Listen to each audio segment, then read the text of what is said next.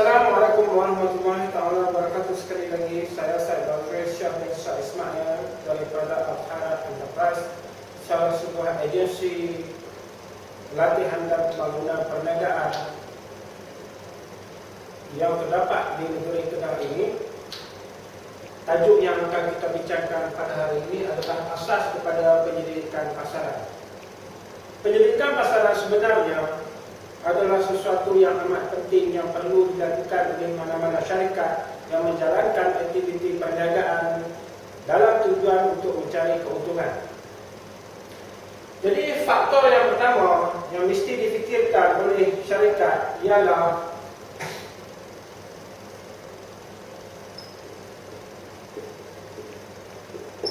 siapakah bakal pembeli produk-produk syarikat.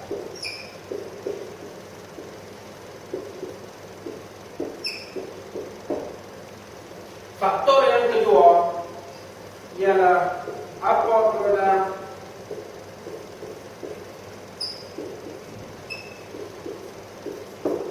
yang patut dijual oleh syarikat. Jadi, siapa bakal pembeli dan juga apa produk sebenarnya ibarat ayam dengan telur, yang mana dahulu. Jadi bagi syarikat-syarikat yang telah mempunyai kapasiti pengeluaran mereka tersendiri, mereka haruslah mereka cipta ataupun mengeluarkan produk yang mana produk tersebut mestilah mempunyai bakal pembeli, dan bakal pembeli ini mestilah berada di dalam suatu segmen pasaran yang mana segmen ini mestilah mampu untuk menjana keuntungan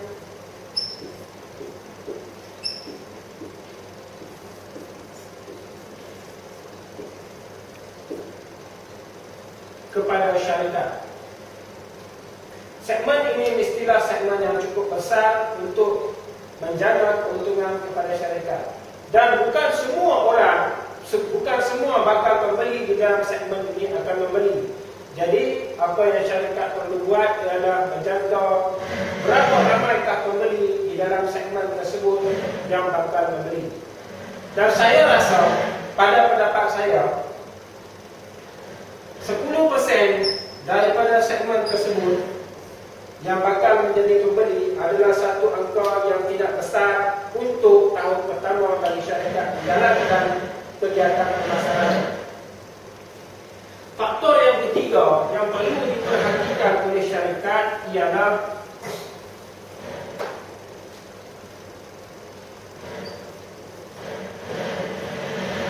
di mana terletaknya pasaran.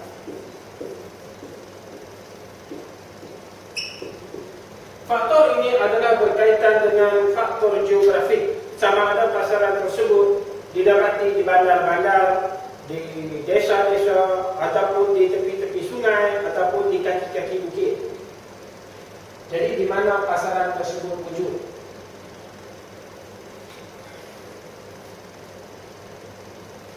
Perkara yang keempat ialah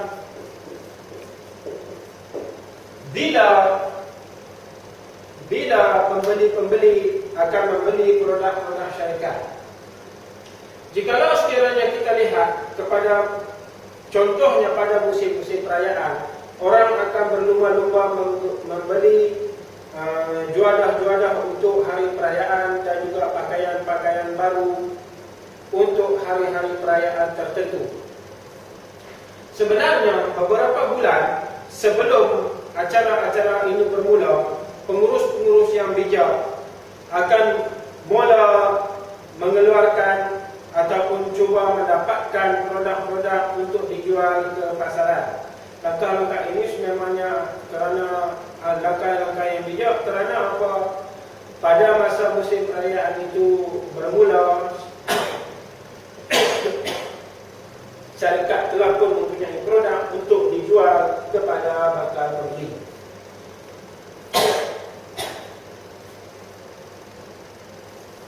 Faktor yang kelima yang perlu dipikirkan oleh syarikat ialah apa harga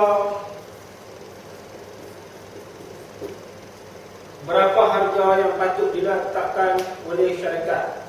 Harga ini merupakan sesuatu yang very subjektif. Kerana apa? Ada orang yang mampu membeli pada harga yang tinggi, ada orang yang ingin membeli hanya pada harga yang rendah.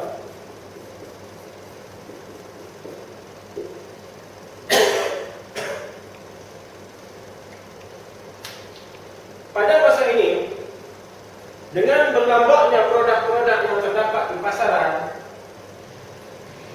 harga tidak menjadi beberapa faktor yang material kepada pembeli-pembeli. Kerana apa? Jikalau sekiranya produk yang dikeluarkan oleh syarikat mempunyai imej yang menarik, ditambah pula dengan kualiti yang menarik, kualiti yang tinggi, maka orang ramai tidak akan merasa segan silu untuk mengeluarkan wang mereka untuk produk yang berkualiti tinggi. Tetapi terdapat di kalangan pembeli-pembeli yang hanya akan membeli produk-produk dengan harga yang murah oleh kerana untuk menjimatkan keadaan ekonomi mereka dan juga untuk menyimpan di masa akan datang.